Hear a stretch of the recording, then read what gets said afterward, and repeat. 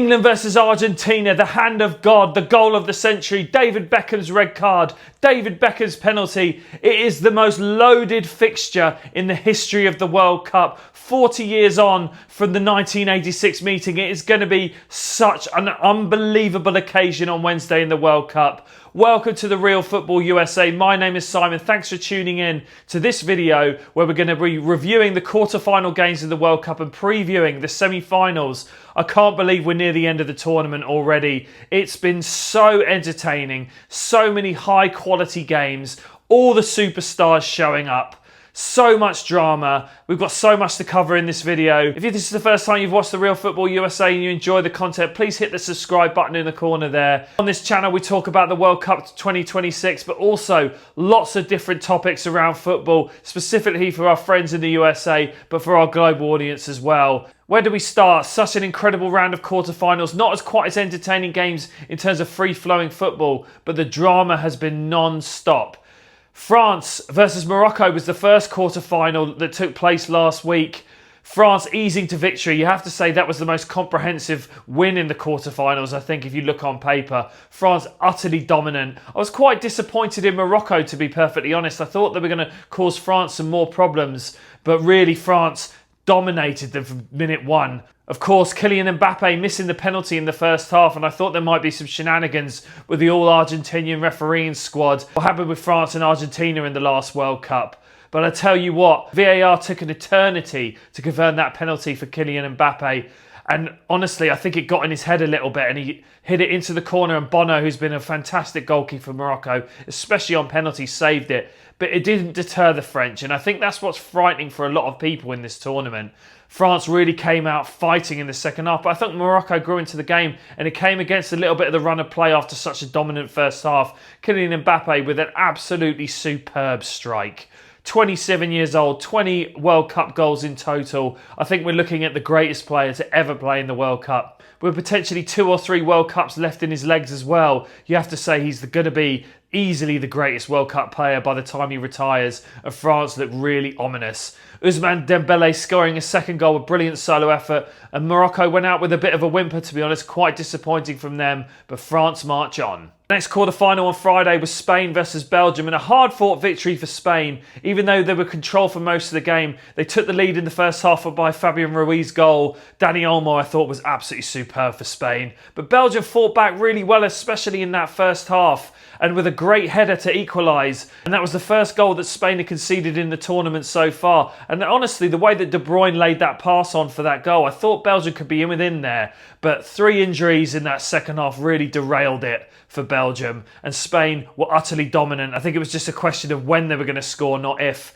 And obviously the Laman's mistake coming on for Courtois. Courtois was one of the reasons why I actually thought Belgium could win this game, but as soon as he got injured, I think it was just a matter of time. And the super sub, Mikel Merino, Arsenal's super sub, now Spain's super sub, just offers them something completely different to the way that they play football the rest of the time. And this is why I think Spain could go all the way in this tournament. And so to the big day on Saturday, Norway versus England.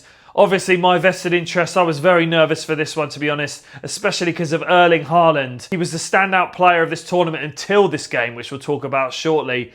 But I thought England started the game pretty dominantly, holding possession, not creating too many chances. Norway did pick their moments and they were dangerous on the counter-attack, and England looked pretty open in that first half.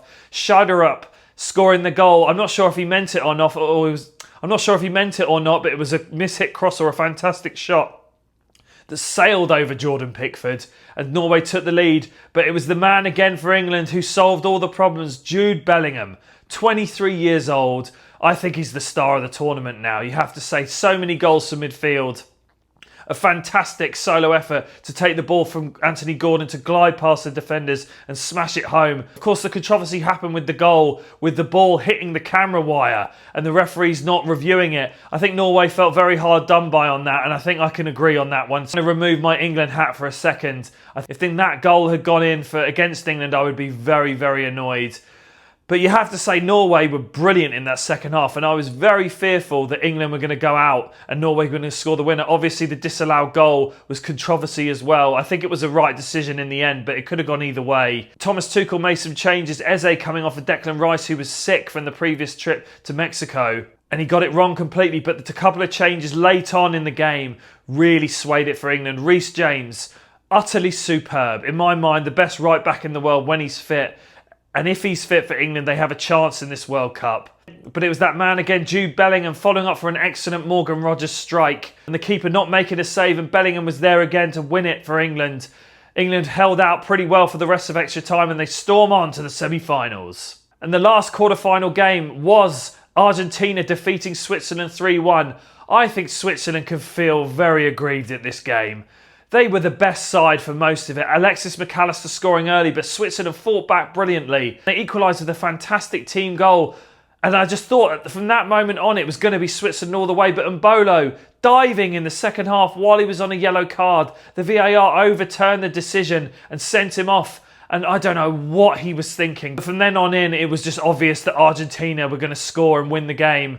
Julian Alvarez was one of the strikes of the tournament in extra time to take the lead, and then Lautaro Martinez scoring a tap-in while Switzerland were moving forward. But I tell you what, I was not impressed with Argentina at all. And another extra time for them, I think that's going to be pushing it for them against England. I think that's an advantage. But the semi-finals are set. The FIFA World Rankings 1 to 4 are in the semi-finals, and I'm confident we're going to get some extraordinary semi-finals. The first semi-final is on Tuesday, France versus Spain, arguably the two most complete teams in the tournament. This one is a tough one to call. Two European giants with some excellent footballers in each side, with different strengths, you have to say. France's attack is just awesome, with so many different options. Kylian Mbappe, arguably the best player in the world at the moment, scoring for fun. And those other players, Michael Olise, Ousmane Dembele, Desiree Doué, Bradley Barcola, Ryan Cherki, just incredible options for France. But I tell you what, I think they might come into some trouble. This is going to be the first team that they play that has a complete midfield. Rodri, after a serious ACL injury, looks back to his best finally. Pedri is one of the best possessors of the ball in world football. And Fabian Ruiz is one of the superstars for the champions of Europe, PSG.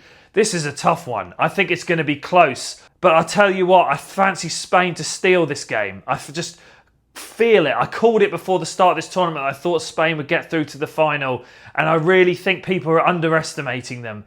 France have got the best attack in the tournament. There's absolutely no doubt about that. But their midfield is not what Spain is. And in these semi-final games, it's all about who possesses the ball the best. And I think Spain are the best at doing it in the world. And I think the current European champions knocked France out in Euro 2024. And not many people would talk about Lamine Yamal, who's easing into this tournament. This is where he could shine. He's still one of the best players in the world. There's so many different options in this game.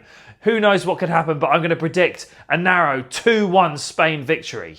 And then on to the other semi-final, arguably the biggest World Cup game ever that isn't a final. Argentina versus England, the first competitive game for these teams since the 2002 World Cup. And given the fierce rivalry, that is pretty astounding. They haven't even played, they don't really play friendlies against each other, but they did play one in 2005, and that was the last meeting between the two teams. Where do we start on this game? There's so many storylines going all over the place, not just with these two teams. Lionel Messi, obviously, undoubtedly the greatest player of all time, but he's coming up against two of the most informed players in the world right now, and that's Jude Bellingham and Harry Kane. And I tell you what, this is going to be a close one. The atmosphere is going to be absolutely incredible. These two teams hate each other. They absolutely hate each other, and the fans as well. There's so much vitriol between them, and it goes back a long way, not just with football but with politics as well. Let's wind the clock back a little bit. Let's look at 1966. England beat Argentina 1-0 on their way to winning the tournament at Wembley, and this was just one of the most contentious games you'll ever see. Argentina had a man sent off, but he refused to leave the field. It took the police force of England to bring him off the field, and Sir Alf Ramsey, who was England's World Cup winning manager, told his players not to shake the Argentinian players' hands because he was so disgusted with their tactics. And this rivalry just grew and grew and grew. And we talk about the politics, the Falklands War of 1982, where Argentina invaded the Falkland Islands and Britain fought back to take over the islands. This is still talked about this day. A lot of the Argentinian players sing songs about this, and a lot of the fans still bear a lot of hatred towards England, especially in the football team, because of this. And it just will create a poisonous atmosphere in the stadium. It's going to be so toxic. But I tell you what, I really hope it doesn't spill over the edge. But go back into the football. There's other massive storylines between these two teams. The 1986 World Cup, where Argentina won the World Cup, beat England in the quarterfinals with Diego Maradona, one of the greatest footballers of all time, stealing the headlines in this for the best and the worst reasons. First of all, the hand of God, where he quite clearly handballed the ball into the goal. And then after that, the goal of the century, where he took the ball from the halfway line and ran it round the England defence. Scored arguably the greatest goal that I've ever seen. Incredible from him. But it just adds to the fury in this game. England were justifiably furious about this. Diego Maradona admitting that he handled the ball. If you've never seen it before, it's the most obvious handball you've ever seen. But this just built up. So Argentina went on to win the 1986 World Cup. They met again in the 1998 World Cup. 18-year-old Michael Owen scoring one of the great World Cup goals for England. It finished 2-2 at half-time with just one of the most exciting halves of football you've ever seen. And then David Beckham famously getting sent off for kicking out of Diego Simeone, and England had to play the rest of it with 10 men. England scored a perfectly good goal just before the 90-minute mark, but it was chalked off for some insane reason. And then it went to penalty kicks, and obviously England in the penalty shootout in the World Cup. Argentina came out on top, but one of the great games. And then in 2002, David Beckham's redemption. Argentina played England in the group stage of the 2002 World Cup. England famously winning a penalty with the US men's national coach Mauricio Pochettino fouling Michael Owen in the box, and then David Beckham achieving the ultimate redemption and smashing the ball away, and England won 1-0 and actually knocked Argentina out at the group stage. A huge failure for them, but this is just such a big game. There's so much history in just a few games of football. And so much history in terms of politics with these two countries. It's so hard to call, and it's the dream matchup for the neutral. If you've never seen these two teams before, this is the biggest rivalry from different continents. Argentina are desperate to knock England out and don't let them win a second tournament. But I tell you what, there's something telling me that I think England are going to win this game. I think England have all the strengths to expose Argentina's weaknesses. They're so narrow. England have such dynamic fast wingers and pace in midfield and pace at the back. I think if they stop Messi, they stop Argentina. But I'm going to predict a 3-2 England win. Come on, England. I hope you enjoyed the recap of the quarterfinals and the preview of the semi-final. Let me know in the comments if you agree with my predictions. We're nearing the business end of the World Cup here in 2026. It has been the greatest World Cup I've ever seen. Please make sure you hit the subscribe button if you enjoy the Real Football USA. And thank you so much for tuning in. And come on, England!